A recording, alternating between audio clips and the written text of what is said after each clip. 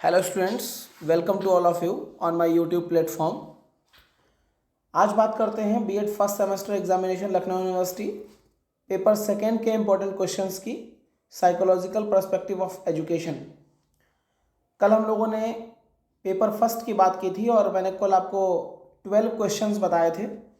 आज के पेपर में आपको देखने को भी मिला है कि आपको कल के 12 क्वेश्चंस में से 7 questions as it is paper में मिले थे। आपको कोई 5 क्वेश्चन करने थे। हम उम्मीद करते हैं आप सभी स्टूडेंट्स ने जिन्होंने हमारा कल का वीडियो देखा होगा बहुत आराम से 5 क्वेश्चंस कर पाए होंगे। आज पेपर सेकेंड की बात करेंगे जिसका पेपर मंडे यानी 29 जनवरी को होना है। सभी स्टूडेंट्स इस वीडियो को लास्ट तक देख लीजिएगा। इस वीडियो में कुल 11 प्रश्नों पर हमने बात की है। टोटल 11 क्वेश्चंस मैंने इसमें इंपॉर्टेंट बताए हैं और 99% की श्योरिटी है कि आपको इन 11 क्वेश्चंस में 5 क्वेश्चन देखने को मिल जाएंगे। ठीक से इन क्वेश्चंस की प्रिपरेशन कर लीजिएगा। बात करते हैं क्वेश्चन नंबर 1 की। शिक्षा मनोविज्ञान का अर्थ, प्रकृति एवं उद्देश्य बताइए। एक शिक्षक के लिए बालक का मनोविज्ञान समझने की आवश्यकता एवं महत्व स्पष्ट कीजिए। Explain the meaning, nature and objective of educational psychology. Explain the need and importance for a teacher to have understanding of psychology of a child.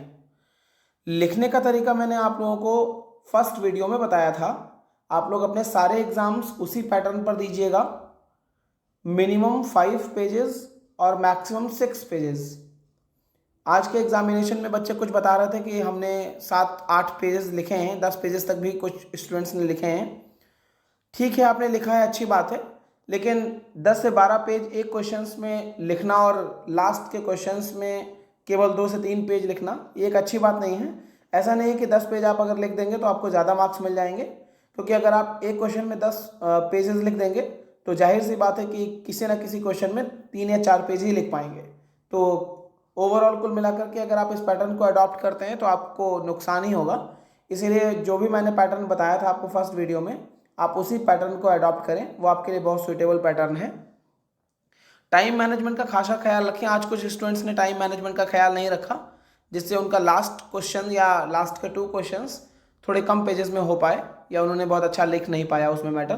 तो इस बात का ध्यान रखिएगा कि आपको 2 घंटे 45 मिनट में अपना पेपर पूरा करना है और लास्ट के 15 मिनट में आपको अपने सारे क्वेश्चंस को ठीक से देख लेना है, सारी हेडिंग्स में अंडरलाइन कर लेना है। मल्टीपल आपको मैंने बताया था कि जो स्केच पेन है वो मल्टी कलर के यूज़ कर लेने हैं। ग्रीन, रेड और पिंक को छोड़ दीजिएगा, बाकी आप कोई भी स्केच का यूज़ कर सकते हैं। चलिए बात करते हैं क्वेश्चन नंबर 2 की। अधिगम से आप क्या समझते हैं? अधिगम के सिद्धांत एवं विशेषताओं का वर्णन कीजिए। बहुत इंपॉर्टेंट क्वेश्चन है। कल के पेपर में आपको, मतलब मंडे के पेपर में आपको श्योर मिलेगा।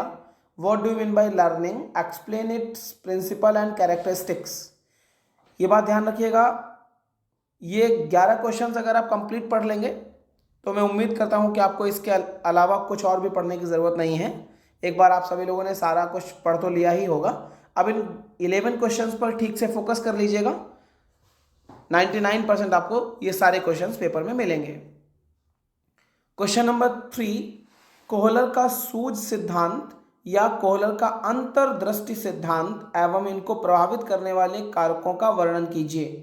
Explain the Kohler's theory of insighted learning and factors affecting it. ये जो सिद्धांत यानी जो प्रिंसिपल्स की बात कर रहे हैं क्वेश्चंस, इन प्रिंसिपल्स वाले क्वेश्चंस में ठीक से इंट्रोडक्शन लिखने के बाद में आप अच्छा सा फ्लो चार्ट बनाएंगे। आप चाहें तो इन क्वेश्चंस में 2 फ्लो चार्ट भी यूज़ कर सकते हैं। अगर कोई क्वेश्चन ऐसा आ जाता है जिसमें बहुत ज़्यादा मैटर नहीं बन रहा है तो पेजेस फिलअप करने के लिए आप 2 फ्लो चार्ट यानी डायग्राम्स का यूज़ भी कर सकते हैं। ध्यान रहे कि पूरी कॉपी में सारे डायग्राम एक ही टाइप के मत बना दीजिएगा। कोशिश करिए कि अगर 5 क्वेश्चन लिख रहे हैं और 5 डायग्राम बना रहे हैं तो पाँचों डायग्राम अलग अलग पैटर्न पर रहें, जिससे आपकी कॉपी थोड़ी सी अट्रैक्टिव रहे। क्वेश्चन नंबर 4, बुद्धि से आप क्या समझते हैं? बुद्धि के सिद्धांत, विशेषताएं एवं महत्व का वर्णन कीजिए। बुद्धि परीक्षण की विधियां बताइए। ध्यान रखिएगा, कई बार पेपर में केवल अकेला क्वेश्चन आ जाएगा कि बुद्धि परीक्षण की कोई एक विधि का वर्णन कीजिए। तो आप सारी विधियां पढ़ लीजिएगा। कई बार स्पेसिफिक नाम दे देता है, कई बार नाम नहीं देता है, केवल एक ही, जिसमें प्रक्षेपी विधि एक है, तो वो ज़्यादा प्रोजेक्टेड मेजरमेंट जो है वो बहुत ज़्यादा इंपॉर्टेंट है, तो इसको ठीक से पढ़ लीजिएगा। What do you mean by intelligence? Explain the principles, characteristics and importance of intelligence. Explain the various methods of intelligence test.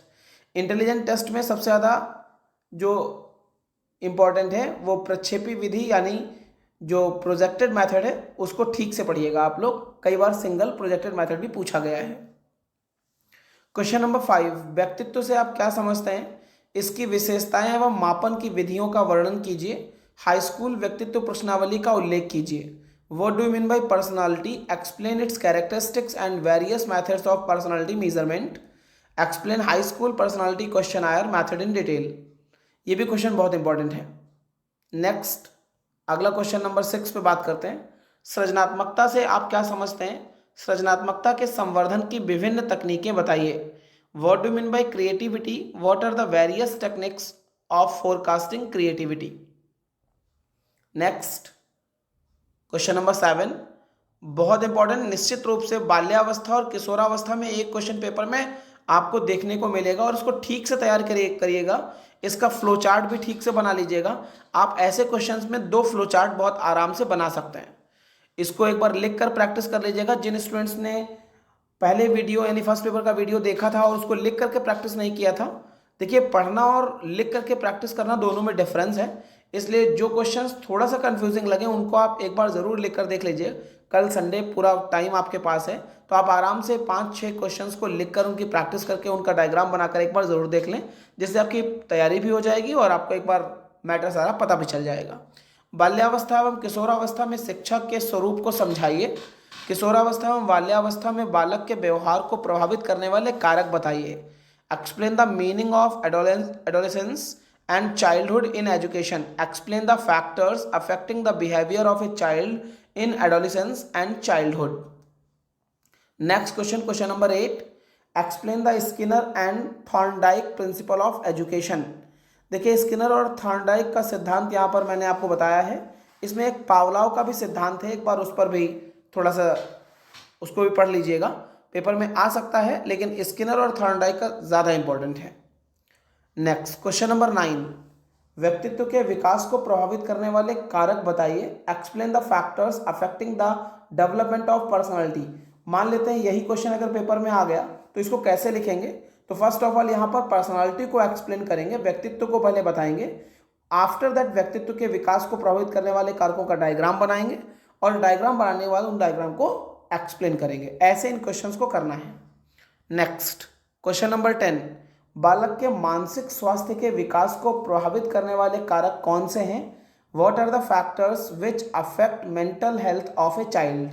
ऐसे भी क्वेश्चंस में सबसे पहले थोड़ा सा बालक यानी बालक के अवस्थाओं के बारे में थोड़ी सी डिस्कशन कर लेंगे, उसके बाद में इनके मानसिक विकास को प्रभावित करने वाले जो भी कारक हैं उनका एक डायग्राम बना लें और डायग्राम बनाने का उन डायग्राम्स के जो पॉइंट्स हैं उन पॉइंट्स को एक्सप्लेन करेंगे। Next, question number 11, explain Bruner सिद्धांत। ये भी बहुत इंपॉर्टेंट है, पेपर में कई बार आया है, लास्ट ईयर के पेपर में भी था, रिपीट भी हो सकता है। तो ब्रूनर के सिद्धांत को एजुकेशन का सिद्धांत है, इसको भी ठीक से एक बार पढ़ लीजिएगा और इन सिद्धांतों के एक्सप्लेन जो डायग्राम है उनको बहुत ढंग से एक्सप्लेन करिएगा। आप लोग एक बार ठीक से पढ़ भी लीजिएगा और इनको कॉपी में बनाकर देख लीजिएगा। ये बहुत इंपॉर्टेंट चीज़ें होती हैं और ये सिद्धांत, ये मान लीजिए कि पावलाव का सिद्धांत, थॉर्नडाइक का सिद्धांत और स्किनर और ब्रूनर में से 100% एक सिद्धांत आना है। इन सिद्धांतों को ठीक से आप एक बार समझ लेंगे और डायग्राम बना कर देख लेंगे, क्योंकि ये सिद्धांत जो प्रिंसिपल थ्योरी बेस्ड क्वेश्चंस होते हैं इनको लिखना हमारे लिए 4-5 पेज में थोड़ा सा मुश्किल होता है, इसलिए इनको लिख करके प्रैक्टिस कर लें कि इनमें हम लोगों को क्या क्या मैटर लिखना है और कैसे लिखना है। डायग्राम इन प्रिंसिपल्स वाले में चाहे तो आप 2 बना सकते हैं, कोई इशू नहीं है। तो ध्यान इस बात का रखना है कि आप लोगों को इन 11 क्वेश्चंस को ठीक तरीके से एकदम फिट एंड फाइन तरीके से तैयार कर लेना है। आप यकीन मानिए कि इन 11 क्वेश्चंस में से 5 क्वेश्चंस आपको एज इट इज़ देखने को मिल जाएंगे, इसलिए इन क्वेश्चंस को ज़रूर एक बार पढ़ के जाइएगा। आज बच्चे पेपर देने के बाद में बहुत ज़्यादा हैप्पी थे, मुझे बहुत अच्छा लगा कि बच्चों ने 12 क्वेश्चंस को तैयार कर लिया था और उनमें से 5 क्वेश्चंस, बल्कि 7 क्वेश्चंस एज इट इज़ थे, उनमें से बच्चों ने 5 क्वेश्चंस बहुत अच्छे से एक्सप्लेन किए हैं। बच्चे बहुत अच्छा लिख कर आए हैं होप्स बच्चों को बहुत अच्छे मार्क्स भी मिलेंगे। सेकेंड पेपर में भी पूरी उम्मीद है कि आप लोग बहुत ठीक तरीके से पेपर करके आएंगे और बहुत अच्छा स्कोर करेंगे। सारे बीएड के स्टूडेंट्स के लिए ये वीडियोस बहुत ज़्यादा इंपॉर्टेंट हैं। ध्यान रखिएगा, आप में से जिन लोगों ने हमारे चैनल को अभी तक सब्सक्राइब नहीं किया है तो चैनल को सब्सक्राइब ज़रूर कर दें और इन वीडियोस को अपने मित्रों तक भी शेयर कर दें ताकि उन आपके दोस्तों का, आपके मित्रों का, आपके रिलेटिव्स का थोड़ा सा फ़ायदा हो जाए और वो इस चैनल पर अगर बने भी रहेंगे तो आगे बीएड के बाद जो भी आप लोग प्रिपरेशन करेंगे, टेट करेंगे, सुपर टेट करेंगे या जो भी प्रिपरेशन करेंगे, बहुत ज़्यादा नॉलेजफुल प्लेटफॉर्म होने वाला है आप सबके लिए ये। तो इसलिए इस चैनल को ज़रूर सब्सक्राइब कर लें, वीडियो को लाइक और शेयर कर दें ताकि आपके इष्ट मित्रों का भी थोड़ा सा फ़ायदा हो जाए। आप सभी को अग्रिम परीक्षा के लिए बहुत ज़्यादा शुभकामनाएं। All the best. Thank you so much.